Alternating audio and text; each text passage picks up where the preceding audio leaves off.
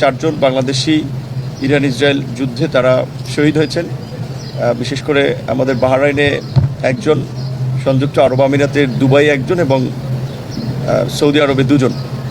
আজকে আমরা দুবাইয়ের আহমেদ আলী তার লাশ গ্রহণ করেছি এবং এই বিষয়টি শুরু থেকেই যখন মধ্যপ্রাচ্যের এই সংকট শুরু হয়েছে, মাননীয় প্রধানমন্ত্রী জনাব তারেক রহমান, পররাষ্ট্র মন্ত্রণালয়, প্রবাসী কল্যাণ ও বৈদেশিক কর্মসংস্থান মন্ত্রণালয় সহ সংশ্লিষ্ট সকলকে নির্দেশনা দিয়েছিলেন যখন ফ্লাইটগুলো বন্ধ হচ্ছিল যাত্রীদের থাকার ব্যবস্থা করা সহ তাদের সংকট নিরসনে সমন্বয় করে কাজ করা।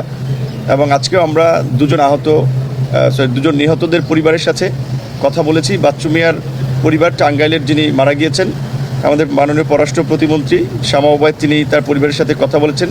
মাননীয় প্রধানমন্ত্রী তারেক রহমানের পক্ষ থেকে তার পরিবারের প্রতি সহমর্মিতা এবং সহযোগিতা, সামগ্রিক আশ্বাস এবং তাদের পরিবারের লাশ যেন তাদের কাছে আমরা পৌঁছে দিতে পারি সেই বিষয়ে তাদের সাথে কথা হয়েছে।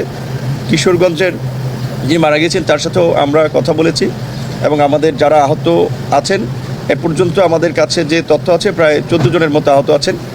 তাদেরকে আমাদের সংশ্লিষ্ট দেশের দূতাবাসগুলো পূর্ণাঙ্গ সেবা দিয়ে যাচ্ছে। তো আমরা আমাদের বাংলাদেশি প্রবাসী ভাইরা যারা বিশেষ করে মিডল ইস্টে আছেন তাদের প্রতি আমরা এখনকার আসলে এই সংকট তো আমাদের হাত নাই, আমরা তাদেরকে নির্দেশনা বা পরামর্শ এটুকু যে যতটুকু সম্ভব সংঘাতপূর্ণ এবং বিশেষ করে যেগুলো আক্রমণের লক্ষ্যবস্তু হচ্ছে এই সমস্ত এলাকাগুলো একটু এড়িয়ে চলা এবং যখন সতর্কতা সাইরেন সহ সংশ্লিষ্ট দেশগুলো যে দিক নির্দেশনা দেয় সেটি একটু মেনে চলা। একই সাথে আমরা একটা কথা বলবো যে যেহেতু আমাদের এই দেশগুলোর সাথে দীর্ঘদিনের দ্বিপাক্ষিক সম্পর্ক, বাণিজ্যিক বিভিন্ন ধরনের সম্পর্ক আছে, কাজে ওদের দেশে হবে এমন ধরনের কন্টেন্ট অনলাইন মিডিয়াতে না দেওয়া যেটাতে আসলে তাদের আপত্তি থাকে। আর এই মুহূর্তে আমাদের সাথে কথা বলবেন পররাষ্ট্র প্রতিমন্ত্রী জনাব শামা ওবায়দ। আসলে আমরা এখানে এসেছি খুবই হৃদয় বিদারক একটা অবস্থায়, বলার কিছুই নাই। আমরা সবসময় বলে আসছি যে বাংলাদেশের কাছে বাংলাদেশের নাগরিকদের নিরাপত্তা সবচেয়ে বেশি গুরুত্বপূর্ণ আমাদের কাছে। আমাদের এই যে ভাইটি আজকে এসেছে আলী আহমেদ, ওর পরিবার আজকে এখানে এসেছে, ওনার পরিবার ওনাকে আমাদের প্রবাসী কল্যাণ মন্ত্রণালয়ের সচিব সহ আমাদের কর্মকর্তারা এবং তার পরিবারের সদস্যরা আলী আহমেদের কে নিয়ে ওনার মৌলভীবাজারে তার যে গ্রামের বাড়ি ওখানে নিয়ে যাবে। আমাদের প্রবাসী কল্যাণ মন্ত্রী আরিফ সাহেব অলরেডি মৌলভীবাজারে অবস্থান করছেন।